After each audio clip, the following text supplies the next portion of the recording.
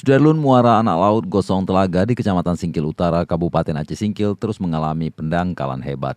Kondisi ini menyebabkan kapal penangkap ikan tidak bisa bersandar di Pangkalan Pendaratan Ikan atau PPI Anak Laut. Dari pantauan Serambi On TV, Senin 31 Oktober, kapal penangkap ikan harus sandar di dekat mulut muara. Kondisi ini menyebabkan proses bongkar ikan menjadi lambat serta membutuhkan biaya tambahan, lantaran ikan harus dijemput menggunakan perahu kecil. Pemilik kapal juga harus mengeluarkan biaya tambahan untuk menjaga kapalnya yang jauh dari pemukiman penduduk. Sementara itu pendangkalan terjadi di mulut muara Anak Laut sebelum masuk ke alur buatan.